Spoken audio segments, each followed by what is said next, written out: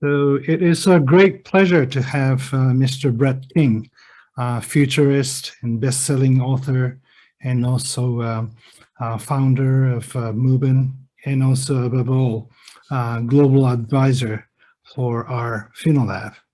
So thank you very much, Mr. Brett King, for joining us. Arigato gozaimasu, Shibata-san. Thank you. Great.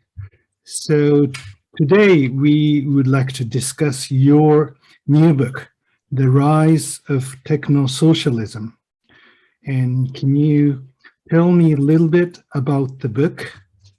You know, I wrote a book in 2015 called Augmented, Life in the Smart Lane. And that got me thinking more about sort of the political systems and economic systems we have, whether they would survive the transition, first of all, to highly automated societies, but then also with the issue of climate change and obviously the issue of inequality, which became more significant during the pandemic.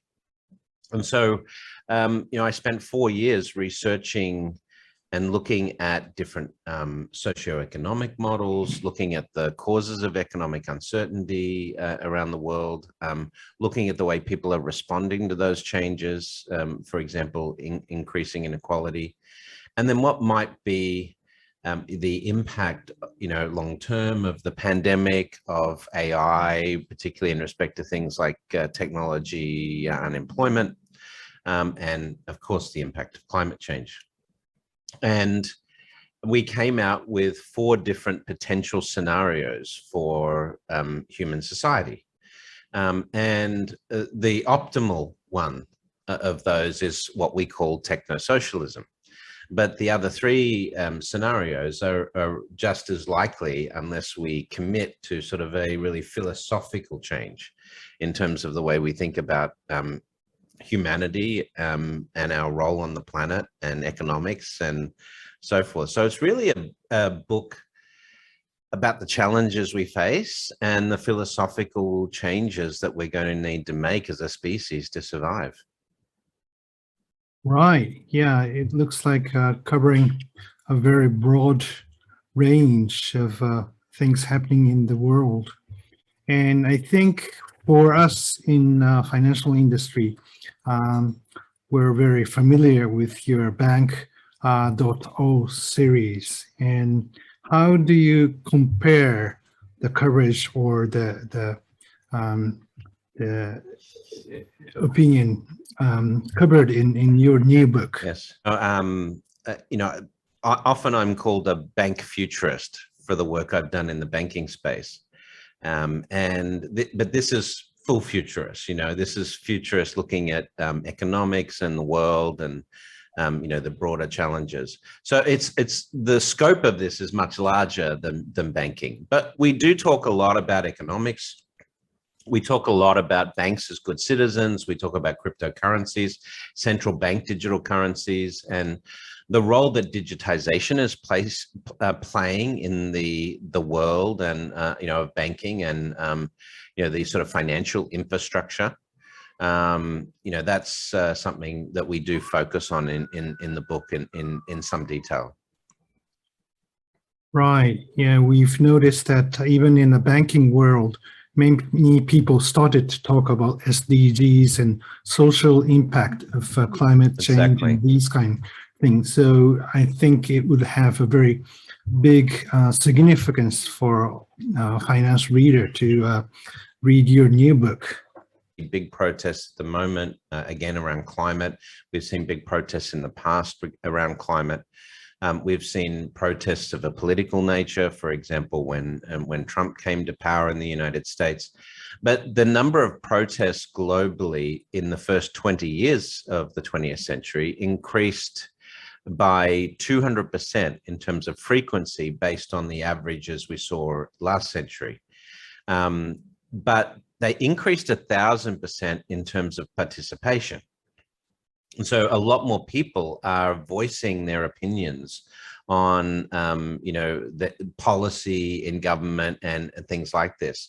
In most recent times, we've seen protests in London, for example, naked protesters at the front of Barclays and HSBC, complaining about their support of fossil fuel companies and coal plants and coal mines and so forth. And there's going to come a lot of pressure on corporations broadly, but certainly on the banking sector, to be good corporate citizens. And the other element that we have to be aware of is, as the financial services industry goes through this transformation around automation and fintech and so forth, the number of people working in banking will shrink, particularly in traditional banks. And so how do you deal with that as a corporation when you are replacing people with algorithms or artificial intelligence? What is your responsibility as an organization to ensure that those people that used to work in the bank, are retrained or have other job options and things like that if you're laying them off?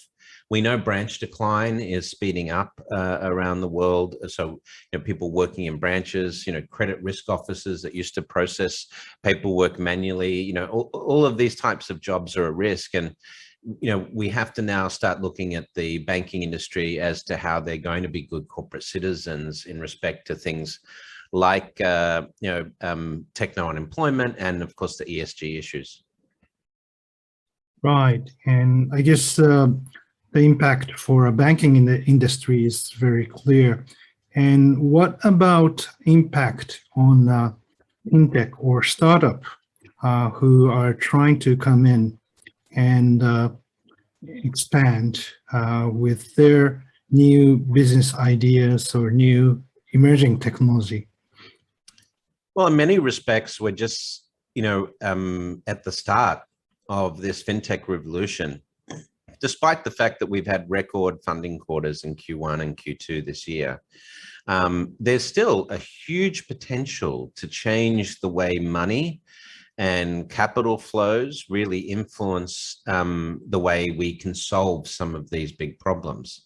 Financial inclusion is one area, for example. If you look at Nubank in Latin America or WeBank in Shenzhen in China, both of these very large challenger banks, the two largest challenger banks in the world, have had a lot of their growth from the lower income market or those previously financially excluded. So we've really been able to demonstrate that with good operations, good efficient technology, that financial inclusion can be solved and be made attractive to this lower income, the poorer people in our nations who have previously not had access to formalized banking. So that's one good example. But I think the other issue is more what I term in the book sort of the passion projects, that as we get into more highly automated societies, things like universal basic income are probably going to emerge to ensure that people have enough money for basic housing, food, healthcare, education, and so forth. But that would allow us then to be a little bit more flexible in terms of our pursuit of sort of mission-based or passion-based projects that could have an impact on society. So, that's sort of the changing role of work in society more broadly that will change the way we think about work. So in the future, if I ask you, what do you do? You may not answer what is your 9-to-5 job that puts food on the table, but what you're really passionate about because you've got the flexibility to do that in a highly automated society. Right. Yeah, it looks like your book is covering quite a bit, and it would have a meaningful content for many of us in finance world, not just banking, but also fintech startup people. So can you lastly give us short message for readers or potential readers in Japan? Is out of the new book, The Rise of Technosocialism, is that our optimal path, the optimal form of humanity, is when we work together. And we've got used to, over the last few hundred years, of having a system that encourages competition against each other.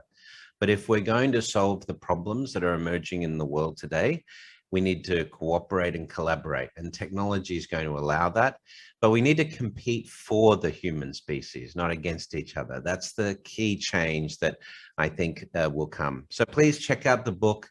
It's called The Rise of Technosocialism. You can go to riseoftechnosocialism.com or technosocialism.com. Of course, you could search it on Amazon and you'll find the book there as well. I really hope you'll consider looking at the book, and I hope you enjoy it. And I hope it starts a global conversation on how humanity can progress.